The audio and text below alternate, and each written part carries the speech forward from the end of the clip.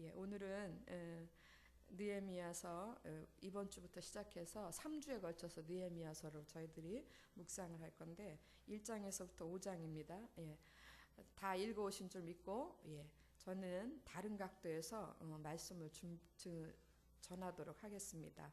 느헤미야서 바로 앞에 우리가 2주간에 걸쳐서 에스라서를 봤죠, 그죠? 그래서 에스라와 느헤미야는 이스라엘 역사 중에서 이스라엘 백성들이 하나님 말씀에 불순종함으로 다른 나라 타국의 포로로 끌려갑니다. 식민 노예로 끌려가서 70년 동안 바벨론의 포로 생활을 하고, 그리고 70년이 됐을 때 하나님께서 그들을 다시 유대 땅으로, 가나안 땅으로 돌이키시는 그런 귀환의 역사를 기록한 것이 에스라와 느헤미야입니다. 그래서 에스라의 세 번에 걸쳐서 귀환이 돌아오는데, 2번은 에스라서에 기록이 되어 있고 1번은 느헤미야서에 기록이 되어 있습니다. 자, 그래서 이 3번에 걸친 포로 귀환 역사, 이것을 우리가 이제 이걸 통해 가지고 여러분하고 은혜를 나눌 텐데, 첫 번째 3차에 걸친 포로 귀환. 첫 번째는 스룹바벨이라는 사람이 지도자가 돼서 돌아와요. 사람들을 이끌고. 그다음 두 번째는 에스라가 지도자가 돼서 오고, 그다음에 세 번째는 느헤미야가 지도자가 돼서 돌아옵니다. 근데 이 바벨론 포로 귀환의 이 역사, 이 속에 어떤 영적 의미가 들어있는가 한번 보도록 하겠습니다. 여러분, 이 바벨론 포로 귀환의 역사를 다른 말로 이렇게도 얘기합니다. 여러분, 출애굽 사건 다 아시죠? 예, 출애굽기에 나오는, 창세기 다음에 출애굽기에 나오는 출애굽 사건을 여러분 기억하고 계실 줄 믿습니다. 예, 그랬을 때 이 포로 귀환의 역사를 제2의 출애굽이라고 그래요. 제2의 두 번째 출애굽 사건이라고 그래요. 그러면 우리가 첫 번째 출애굽 사건을 우리가 한번 다시 기억을 해야 될 필요가 있습니다. 첫 번째 출애굽 사건은 애굽 그대로 애굽을 빠져나온다 그런 얘기잖아요. 애굽에서 탈출한다 그런 얘기인데, 애굽에서 탈출하는 것만이 출애굽이 아니에요. 그 단어 자체는 출애굽하면 애굽에서 떠나오는 것, 애굽에서 탈출하는 것, 이것만 의미하겠지만, 성경에서 얘기하는 출애굽 사건의 시작과 마지막은 어디까지냐면 출애굽해서 애굽을 떠나와서 가나안에 들어가는 것까지가 출애굽 사건이에요. 그래서 이 첫 번째 출애굽 사건을 3개의 무대로 나누어요. 3개의 무대로 나누면 첫 번째 장면은 연극들 다 한 번씩 보셨을 거예요. 첫 번째 무대 장면은 홍해를 건너는 사건입니다. 그래서 홍해가 무대가 돼요. 그 다음에 두 번째 무대는 광야가 무대가 돼요. 그 다음에 세 번째 무대는 가나안입니다. 그래서 여러분 지금 들으시고 이미도 아시고 계시겠지만, 들으시면서 여러분 머릿속에 정리를 하세요. 출애굽 사건 3개의 무대, 하나는 홍해, 하나는 광야, 하나는 가나안, 이렇게 정리를 하시고 오늘 말씀을 들으시면 훨씬 정리가 잘 될 거라고 믿습니다. 왜냐하면 저희가 맨날 이렇게 성경 공부만 하던 습관이 있어가지고 이렇게 좀 써가면서 하면은 훨씬 도움이 될 텐데, 말로 하려니까는 이게 이제 분산이 되는 거예요. 그래서 몇 개의 장면을 기억을 하시라고요? 3개의 장면. 그래서 첫 번째는 홍해, 두 번째는 광야, 세 번째는 가나안. 그래서 이제 출애굽 사건의 시작은 홍해를 건너므로부터 시작해요. 그래서 원래 어디 있었는데? 원래 애굽에 있었는데 이제 그 홍해를 건너면서 홍해가 경계가 되는 거예요. 홍해를 건너면서 애굽은 떠나오고 새로운 하나님이 인도하시는 땅으로 건너오는 거예요. 이건 무엇을 의미하냐면은, 애굽에 있을 때는 이들 모두가 신분이 뭐였습니까? 노예였죠. 노예에서, 애굽의 종에서 이제는 홍해를 건너는 순간 하나님의 백성으로, 하나님의 자녀로 신분이 바뀌었다라는 거예요. 그런데 문제는 이런 과정 속에서 뭐가 작용을 했기 때문에 430년 동안 노예로 있던 그들이 어떤 것이 작용을 해서 홍해를 건너면서 하나님의 자녀로 하나님의 백성으로 변화됐을까? 그렇게 변화되는 과정 중에는 어떤 에너지가, 어떤 것들이 작용을 했느냐 하면 단 한 가지입니다. 그거는 오직 하나님의 은혜였었어요. 이스라엘 백성들 250만 명이 홍해를 건널 때에 이스라엘 백성들이 아무것도 한 것이 없었어요. 아무것도 한 것이 없고, 실제로 그 홍해 강이 아닙니다. 홍해 바다예요. 해잖아요. 해, 바다예요. 붉은 바다. 그 붉은 바다를 건널 때 그 붉은 바다를, 홍해를 마른 땅처럼 건너게 하셨다 그랬어요. 그 마른 땅처럼 건너게 하는 그 홍해를 가르는 모든 일들을 다 누가 하셨어요? 하나님이 하셨어요. 하나님이 밤새도록 동풍을 불어오게 하셔서 바다를 가르고 길을 내시고, 이스라엘 백성들이 한 거는 그냥 걸어서 그 바다를 걷는 것밖에 없는 겁니다. 여러분, 홍해를 건너므로 그들이 더 이상 종이 아니고, 애굽의 종이 아니고, 애굽의 노예가 아니고, 이제 하나님의 떳떳한 자녀로, 하나님의 백성으로, 새로운 자유자로 신분이 바뀌는 과정에서 절대적으로 없어서는 안 될 게 뭐였냐면 하나님의 은혜예요. 그래서 우리는 이것을 오직 하나님의 은혜로 이렇게 표현을 합니다. 어떤 것도 들어가 희석되지 않은 오직 하나님의 은혜로 우리가 홍해를 건넜어요. 그래서 뭐가 됐어요? 종에서 하나님의 자녀가 됐습니다. 할렐루야. 예, 이게 홍해의 첫 번째 무대에서 주시는 하나님의 놀라운 은혜입니다. 홍해를 건넜어요. 홍해를 건너면 그 다음에 장소가 어디라고요? 광야예요. 예. 광야에서 여러분 다 아시다시피 이스라엘 백성이 광야에서 돌아다녔던 그 세월은 40년이었어요. 40년이라는 세월은 상징적으로 사람이 겪어야 될 모든 것들을 겪는 거예요. 사람이 견뎌낼 수 있는 모든 것들을 다 겪을 수 있는 그 시간이 40년이에요. 그 40년 동안에 이스라엘 백성들한테는 그럼 어떤 일들이 일어났는가? 홍해는 비록 건너와서 더 이상 애굽의 노예, 애굽의 종은 아니지만 하나님의 자녀로, 하나님의 백성으로 거듭났지만, 그러나 그들 머릿속에, 그들 심령 속에, 그들 삶 속에 아직도 구석구석이 배어있는 그런 노예의 근성들, 종의 근성들, 애굽의 근성들, 그 모든 것들을 다 빼어내는 작업을 했던 것이 광야였습니다. 우리는 이거를 에베소서에서는 뭐라 그러냐면 옛사람을 벗어버린다 그랬어요. 옛사람을 벗어버리고 이제 새 사람으로, 하나님의 자녀, 하나님의 백성된 새 사람으로 옷을 입는 거예요. 예전에 입었던 그 헌옷은 다 벗어버리고 새로운 옷으로 갈아입는 것, 그것이 광야예요. 그래서 조경호 목사님은 이거를 당신 책에다가 책에서 기억할 때에 광야는 그리스도인의 탈의장이다라고 그렇게 이야기했어요. 옷을 바꾸는 겁니다. 근데 여러분, 옛사람의 옷을 벗어버리고 새 사람의 옷을 바꿔 입을 때에 그때에 들어가는 에너지는 뭐였을까요? 그때 그 옷을 벗어버리고 입을 때에 그때 작용하는 그 어떤 힘은, 그건 뭐였을까요?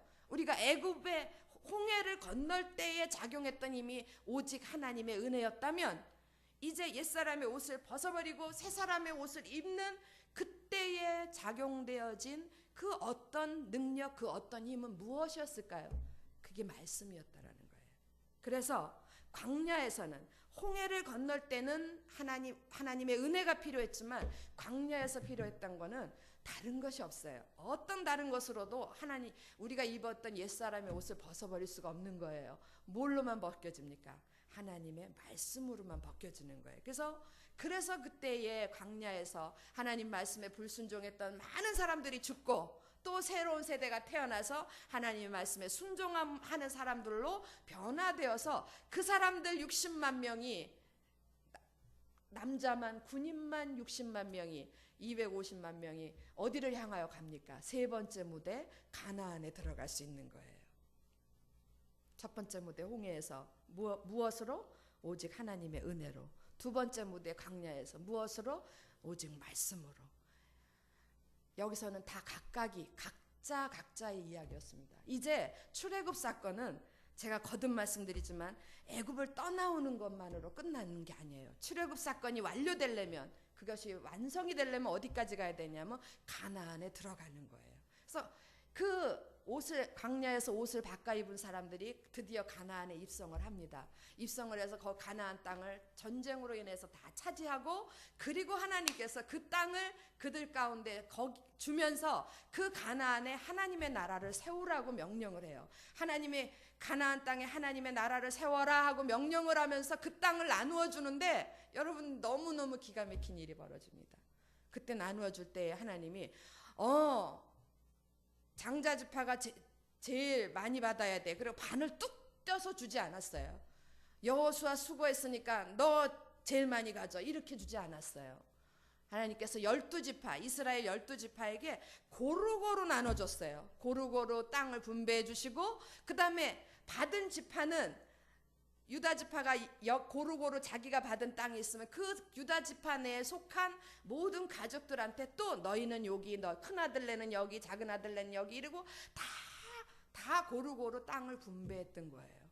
그래서 각자가 받은 자기들의 땅이 있었던 거예요. 가나안에서 각자가 받은 자기 땅에서 거기서 하나님의 사람으로, 하나님의 백성으로 삶을 일으키면서 모두가 가나안 땅을 하나님의 나라로 세워가도록 그렇게 만들어 놓은 게, 그게 출애굽 사건의 마지막 목적이었습니다. 그러니까 가나안에서는 보세요, 홍해에서는 각자가 건너는 거예요. 안 건너는 사람은 홍해를 못 건너는 거예요. 자기 발로 각자가 걸어서 홍해를 건너야 됩니다.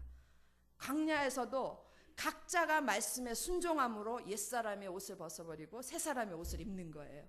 그러나 가나안에서 하나님의 나라를 세울 때는 각자가 아닙니다. 더 이상 각자가 아니고, 그때는 모두가 다 같이 힘을 합하여 세워갈 때에 가나안 땅이 하나님의 나라로 세워져 간다라는 거예요. 할렐루야. 이게 출애굽 사건의 시작과 마지막이에요. 여러분, 출애굽 사건에 대해서, 이게 출애굽 사건 속에 그게 홍해를 건너서 애굽을 떠나왔다, 이것이 다가 아닙니다. 이 모든 것이 다 끼어져 있는 거예요. 그러니까 출애굽부터 여호수아까지 다 이걸 겸해가지고 이걸 출애굽 사건이라 그래요. 그런데 오늘 이 출애굽 사건하고 똑같은 모습의 또 다른 출애굽 사건이 에스라서하고 느헤미야서에 있는 거예요. 자, 포로들이 귀환을 할 때 몇 번 귀환했다고요? 몇 번에 걸쳐서? 3번에 걸쳐서. 이 3번에 걸쳐서 귀환하는 이 내용이 출애굽 사건의 내용하고 너무 똑같은 거예요. 그래서 이 포로 귀환의 역사를 제2의 출애굽이라고 그래요. 뭐라 그런다고요? 제2의 출애굽 사건이라 그래요. 자, 먼저 1차 귀환, 스룹바벨이 지도자가 돼가지고 첫 번째로 돌아온 사건을 보겠습니다.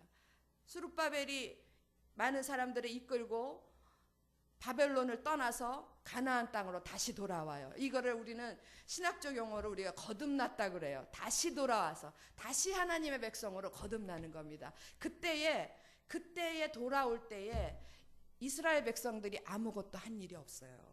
이스라엘 백성들이 그동안에 막 돈을 비축을 해서, 힘을 비축을 해서, 어느 날 힘이 생겨서 우리가 이제 돌아가야 되겠다, 좋은 말 할 때 우리를 보내줘라, 이렇게 해서 온 게 아니에요. 하나님께서 첫 번째 홍해를 건널 때에 오직 하나님의 은혜가 작동해서 건넌 것처럼, 이스라엘 백성들이 바벨론을 떠나서 유대 땅으로 돌아올 때도 오직 하나님의 은혜만이 있었던 거예요. 하나님의 은혜가 그 왕의 마음을 움직였고, 고레스 왕의 마음을 움직였고, 그 다음에 또 하나님의 은혜가 사람들의, 유대인들의 마음을 움직여서, 여러분 지난번에 우리 에스라 1장 5절에 보면은, 우리 목사님이 설교하셨는데, 에스라 1장 5절에 보면은요, 그 마음이 하나님께 감동을 받은 자들이 다 일어나서 갔다 그랬어요. 하나님께서 각 사람 속에 마음에 감동을 주셔서, 은혜를 주셔서 그 은혜를 받은 자들이 일어나서 돌아온 거예요. 여러분, 일어나서 하나님께 마음에 감동을 받고 일어나서 돌아오지 않는 자들은 여전히 바벨론의 포로예요. 여전히 바벨론의 노예입니다. 그러나 하나님의 은혜로 마음에 감동을 받고 일어나서 돌아온 자들은 이제는 더 이상 바벨론의 포로가 아니에요. 이제 무엇이 됐습니까? 그들은 하나님의 자녀로 다시 하나님의 백성으로 다시 하나님의 나라, 하나님의 땅 가나안으로 돌아온 거예요. 이것을 가리켜서 여러분 다시 태어난 거예요. 다시 태어날 때에 고린도전서에 보면 이런 말씀이 있습니다. 너희가 하나님의 성전인 것과 너희 안에 성령이 거하시는 것을 알지 못하느냐 그랬어요. 스룹바벨이 1차로 끌고 와가지고 포로들이 다시 스룹바벨이 지도하에서 돌아와서 제일 먼저 한 일이 뭐냐면 성전을 다시 건축한 거예요. 하나님의 은혜로 하나님의 마음의 감동을 받고 돌아온 자들이 돌아와서 제일 먼저 받은 은혜가 뭐냐면 이제는 그 전에 바벨론에서는 하나님의 성전으로 살지 못했어요. 그런데 이제는 더 이상 누구 눈치 보지 않고 이방의 지배에 눈치 보지 않고 이제 하나님의 성전으로 우뚝우뚝 각 사람이 선 것입니다. 할렐루야. 이런 은혜가 1차 귀환에 있었던 거예요. 그러면 이제 2차 귀환입니다. 이게 1차 기한은 홍해를 건너는 모습하고 너무너무 닮았어요. 그래 이제 2차 기한입니다. 2차 기한 때는 누가 지도자가 돼서 오냐면 에스라가 지도자가 돼서 와요. 에스라의 앞에 붙는 별명이 뭐죠? 학사 에스라예요. 에스라는 하나님 말씀에 정통한 자예요. 하나님 말씀에 능통한 자였어요. 그래서 그 학사 에스라가 이끌고 와서 돌아와서 이미 귀환한 사람들, 또 학사 에스라하고 함께 온 사람들, 모두가 다 하나님의 성전으로 되돌이킨 사람들 속에 이제 그 성전에 부흥을 일으키는 거예요. 성전을 아름답게 채우는 거예요. 무엇으로? 여러분, 내가 성전인데 내 안에 많은 더러운 것들이 있어요. 내 안에 아직까지 바벨론 포로 생활에서 하던 습관들이 있어요. 죄악들이 있어요. 이 모든 것들을 깨끗하게 하고 아름답게 채워야 돼요. 무엇으로만 가능하겠습니까? 말씀밖에 없는 거예요. 그래서 두 번째 지도자는 에스라가 되었던 거예요.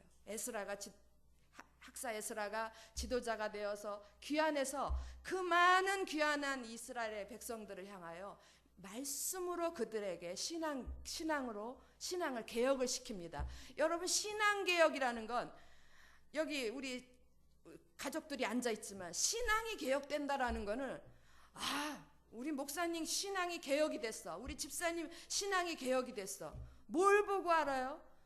신앙 이러고 뜹니까? 가슴에 신앙 이러고 붙이고 다닙니까? 신앙이 저 사람 신앙으로 많이 새로워졌어. 변화됐어. 무엇을 보고 합니까? 삶을 보고 하는 거예요. 신앙의 개혁은 곧 삶의 개혁이에요. 그래서 에스라가 돌아와서 하나님 말씀을 가르치면서 더불어 에스라가 행했던 게 뭐냐면 그들 가운데 있는 이방 여인들과의 모든 통혼들 다 이방 아내들 다 내쫓고 그 아내들이 낳은 자기 자식까지도 다 내쫓지 않습니까? 그래서 성전을 깨끗하게 하는 거예요. 깨끗하게 하고 이제 그 성전에 깨끗해진 성전에 하나님의 말씀으로 새롭게 채움으로 그 성전을 아름답게 세워가는 겁니다. 할렐루야. 이게 광야의 모습하고 똑같아요. 똑같지 않습니까? 옛사람의 옷을 벗어버리고 새사람의 옷을 입는 거 똑같죠?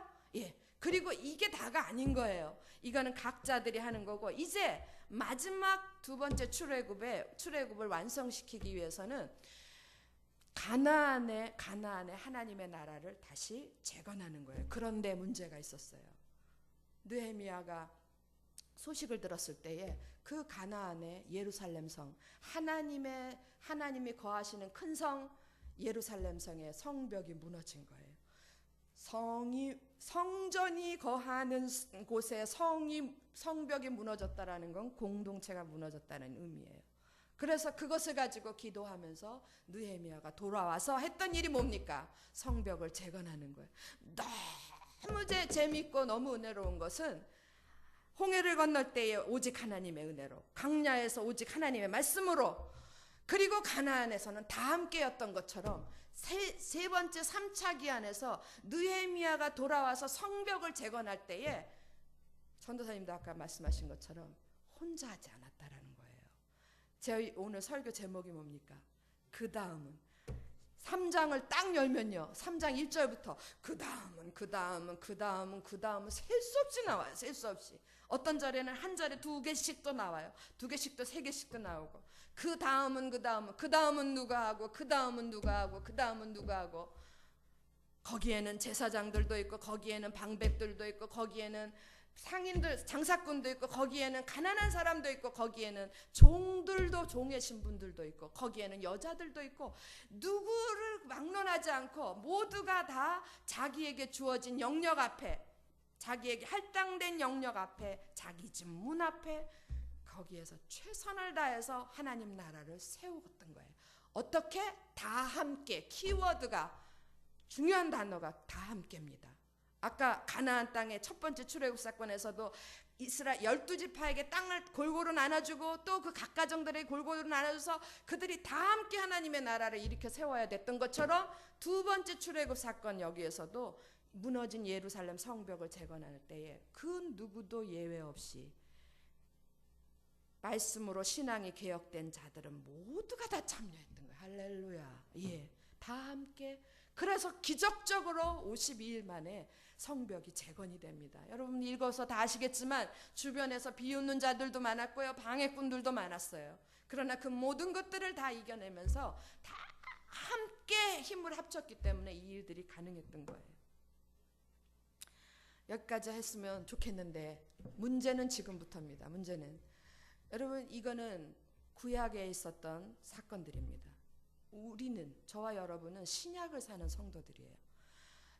신약을 사는 우리들에게도 지금 제3의 출애굽 사건이 있다라는 거예요. 제3의 출애굽 사건. 그리고 겸하여 이 제3의 출애굽 사건은 이제 마지막 출애굽 사건입니다. 제4의 출애굽 사건은 없어요. 제3이 끝이에요.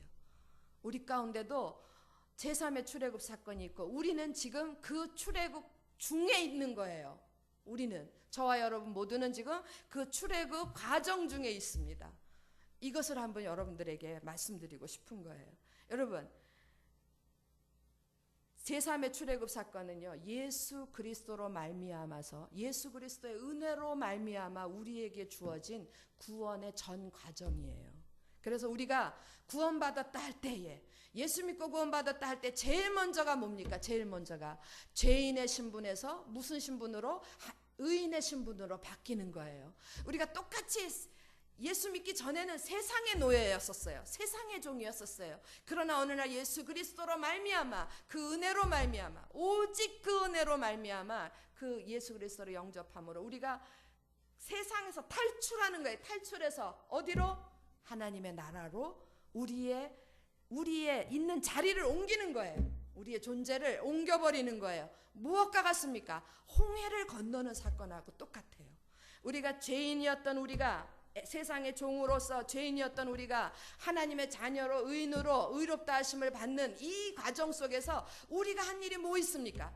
여러분이 돈을 내셨습니까? 여러분이 무슨 애써서 무슨 노력을 하셨습니까? 아무것도 한 일이 없어요. 단 한 가지 우리가 예수 그리스도를 영접하고 믿기만 했는데 오직 하나님의 은혜로 더 이상 세상의 종이 아니고 더 이상 세상의 노예가 아니고 이제는 하나님의 떳떳한 자녀로 새로운 자유자로 우리가 변했다는 거예요. 할렐루야. 예, 이게 오늘날 우리 가운데 아마도 저와 여러분 가운데 이미 1막은 끝났습니다. 1막은 대부분의 성도들이 교회를 다니는 대부분의 성도들은 지금 2막에 와 있어요. 광야 가운데 있는 거예요.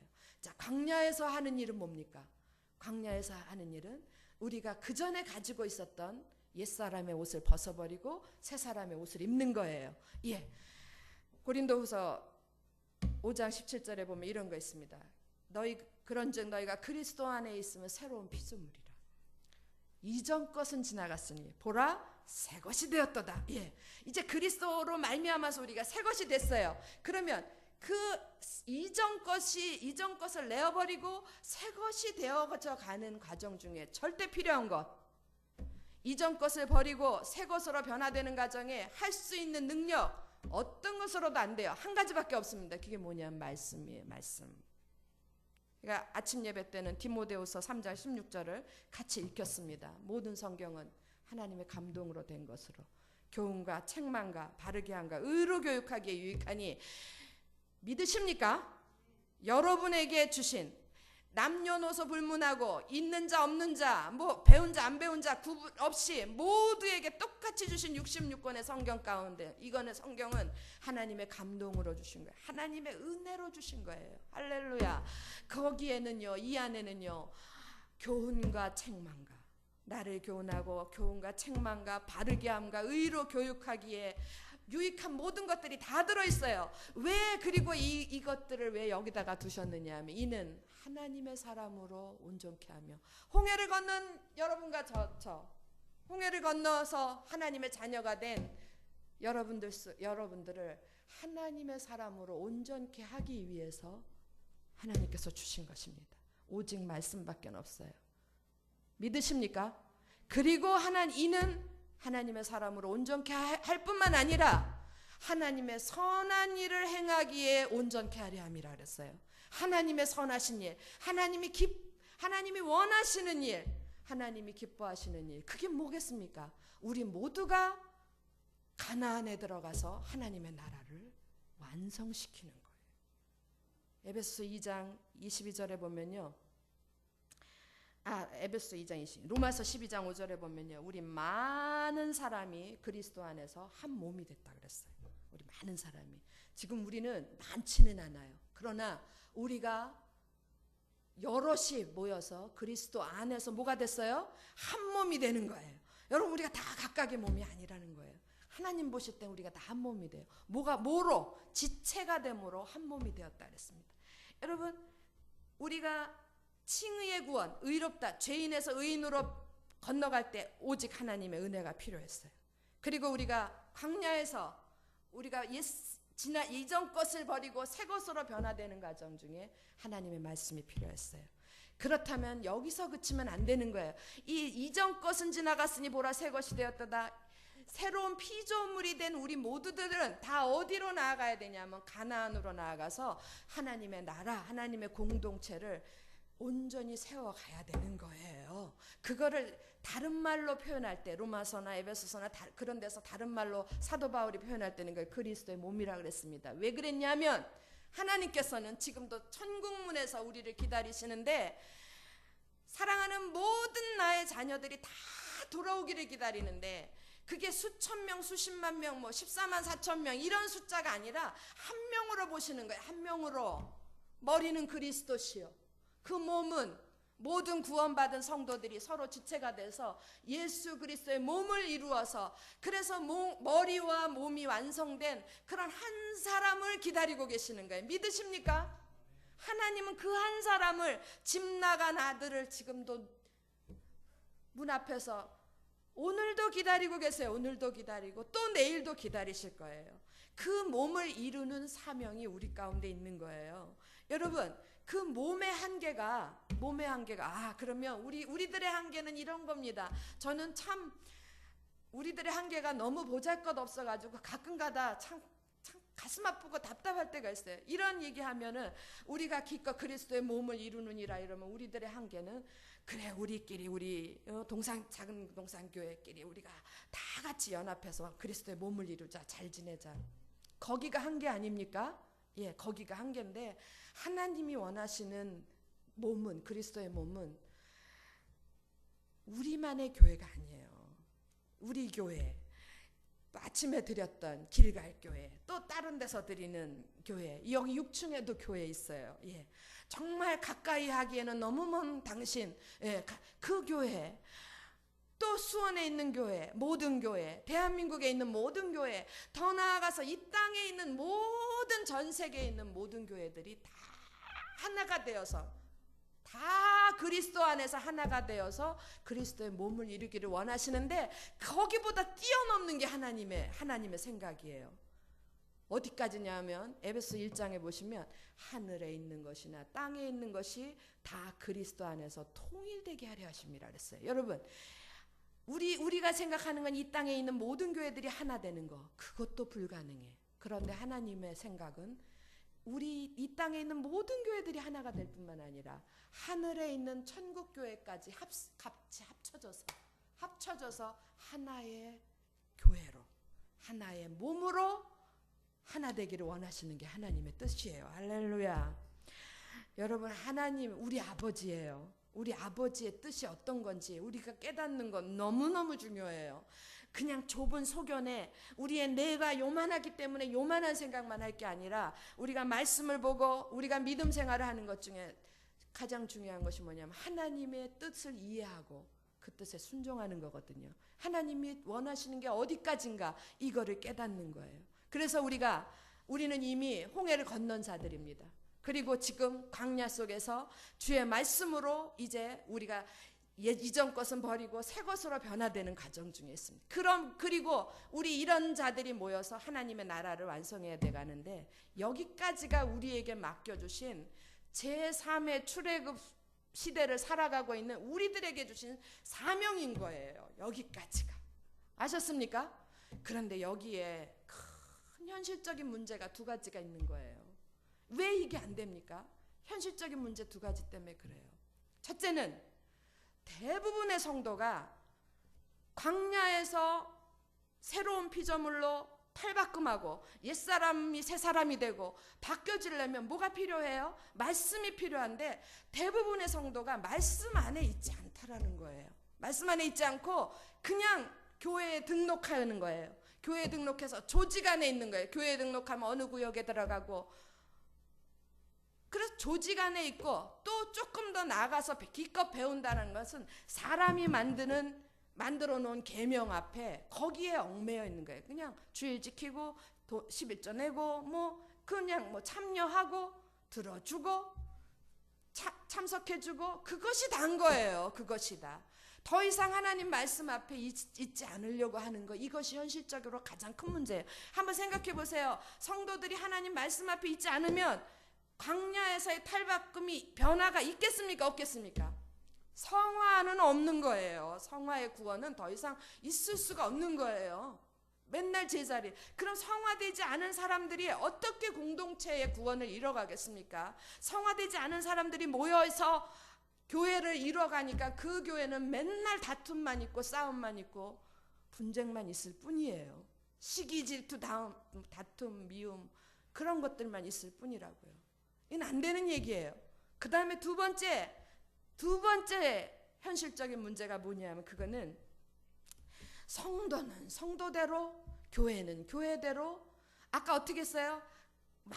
그리스도 안에서 많은 사람이 서로 지체가 되어 한 몸을 이루어야 된다 그랬는데 전혀 연결되어 있지 않다라는 거예요. 전혀. 각자가 자기 편리한 대로 나만 괜찮으면 돼. 오늘 예배 옆에서 누가 죽어 나가든 말든 나만 괜찮으면 돼. 교회에 내가 안 가면 오늘 절대 안 되는 날인데도 불구하고 내 편리한 대로 행동해. 나만 괜찮으면 되는 이런 각자는 각자대로 바벨탑을 쌓아가고 교회는 교회대로 바벨탑을 쌓아가는 거예요. 옆집 교회가 어떻게 되거나 말거나 하나가 손잡고 연결을 하려고 하지 않는 거예요. 여러분 이게 너무 현실적인 문제예요.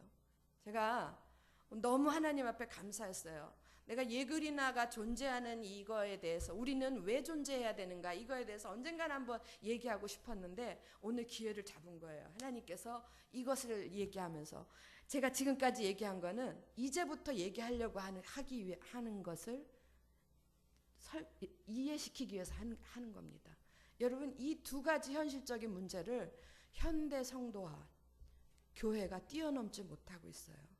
그래서 예그리나가 할 수만 있는 대로 할 수 있는 대로 하나님이 은혜를 주시는 대로 최선을 다해서 이 두 가지 현실적인 문제를 뛰어넘어 보자 하고 시작한 것이 예그리나입니다. 성도들이 20년 30년 교회 생활을 해도 변하지가 않아요. 변한 것 같은데 껍데기는 변한 것 같은데 속은 전혀 변하지가 않았어요. 교회가 숫자는 많이 늘어나는데 전혀 변화되지 않았어요. 당연하죠. 성도가 안 변하는데 교회가 어떻게 변하겠습니까? 이 딜레마 앞에서 이거를 어떻게 해야 될까? 고민하고 또 고민하고 방법은 없는 거예요. 성경이 가르쳐준 대로 왜 이런 모습이 됐을까? 왜 이런 딜레마에 우리가 빠졌을까? 두 번째 무대부터 잘못된 거예요. 왜냐하면 첫 번째 무대는 하나님이 은혜로 주신 거니까 다 그냥 공짜로 다 왔어요. 그런데 두 번째 무대에서부터 잘못된 거예요. 말씀 안에 있지 않는 거. 그럼 이것을 해결하려면 어떻게 해야 되겠습니까? 성도 모두가 말씀 안에 들어가야 되지 않겠습니까? 그래서 우리가 남들이 무슨 이상한 예배를 드리느니 마느니 하면 그런 얘기를 수없이 들어가면서 우리가 고집스럽게 한 게 나눔 예배입니다. 성도가 말씀 앞에 붙들리게 할 수 있는 지금으로서는 최선의 방법이에요. 지금으로서는. 성도가 직접 하나님 말씀 앞에 나아갈 수 있는 최선의 방법. 그래서 주중에 말씀을 묵상해오고 각자가 묵상해오고 그것을 같이 모여서 나눔으로 서로가 나도 변하고 너도 변하는 그런 성화의 사역이 일어나도록 강야에서의 변화가 일어날 수 있도록 할 수 있는 최선의 장치, 우리로서는 최소의 장치가 이게 말씀 나눔 사역이었습니다. 이게 없어진다면 예그리나 사역은 예그리나 교회는 있을 이유가 없어요. 우리 교회보다 훨씬 더 조직도 잘 됐고 좋은 교회들이 많습니다. 좋은 목사님들도 많고. 여러분 이것이 안 된다면 성도가 말씀 안에서 변화가 일어나지 않는다면 성화가 일어나지 않는다면 하나님의 궁극적인 뜻 하나님의 나라는 이루어지지 않는 거예요. 그 다음은 하고 그 다음을 채워줄 사람들이 만들어져야 되는데 그 다음은 몇 번 하고 땡인 거예요. 지금 느헤미야 3장에 그 다음은 셀 수가 없이 많아요. 그런데 우리 중에 그 다음은 찾으면 꼽다가 없는 거예요. 그 다음을 세워갈 사람들이 없는 거예요. 왜냐하면 하나님 말씀 앞에서 변화된 사람들이 없기 때문에. 여러분 몸으로 얘기하면 지체가 골고루 다 있어져야 되는데 지금 장애인인 거예요. 장애인. 만들어지다 마른 거예요. 우리가 지금 그런 상황 속에 있습니다. 이게 누구도 부인할 수 없는 현실적인 문제입니다. 한국 교회가 가지고 있고 우리 교회, 한국 교회 모든 교회들이 가지고 있는 전 세계 교회가 가지고 있는 현실적인 문제예요. 이걸 벗어나기 위해서는 여러분 정말 죄송하고 간곡한 부탁입니다. 말씀 일주일 동안 50장을 묵상해 오라는 것도 아니고요. 성경 한 권을 다 해오라는 것도 아니에요. 하루에 한 장씩 말씀 성실하게 묵상해 오시면 묵상하면 그 하는 중에 성령이 역사 여러분 안에 계신 성령이 역사에서 여러분에게 은혜를 먼저 주시면 누가 먼저 변하겠습니까? 여러분 변화하고 그 받은 은혜를 가지고 와서 나누면 그 은혜를 듣는 지체들이 서로 변하고 서로 상승작용을 일으켜서 우리의 성화의 속도는 얼마나 빨라질지 모르겠어요. 그런 은혜를 하나님께서 우리 가운데 이미 부어주셨습니다. 여러분 지금 이 예그리나에서 하는 이 나눔 시스템을 조경호 목사님 지난번 그 사경회 때도 와서 수련회 때도 와서 얘기했지만 가는 곳곳마다 가서 이야기하세요. 그거를 가지고 어떤 분들이 그걸 냉큼 다 가져가는 건 아니에요. 냉큼 가져가서 그걸 적용을 해서 전화가 여기저기서 와요. 우리가 그렇게 했더니 참 좋아졌더라. 그러면서 감사의 전화가 와요. 저는 두렵습니다. 저 마음속에 어떤 두려움이 있냐면요. 이 좋은 축복을 우리가 받았음에도 불구하고 누구보다도 어떤 교회보다도 우리가 우선하여 받은 거예요. 그래도 받았음에도 불구하고 우리 스스로가 이거에 소홀히 하면 마치 에서가 하나님 장자의 축복을 받고 장자권 축복권 다 받았음에도 불구하고 그것을 경홀히 여김으로 그걸 아주 우습게 여김으로 팥죽한 곳에서 팔아버려서 그 축복이 야곱에게 그대로 가버렸던 것처럼 혹시 우리는 그러지 않을까 저 마음속에 두렵고 가슴 아프고 약오릅니다. 저는 제 나이도 그렇고 제 인생 마지막 사역이에요. 이게 여러분 모두에게 정말 하나님이 주신 이 귀한 축복이 그대로 여러분 가운데 있어지기를 바랍니다. 그래서 말씀에 좀 더 말씀 안에 나를 변화시키고 너를 변화시키고 우리 공동체를 변화시킬 수 있는 건 말씀밖에 없어요. 말씀 안에 최선을 다해서 노력을 해오시기 바랍니다.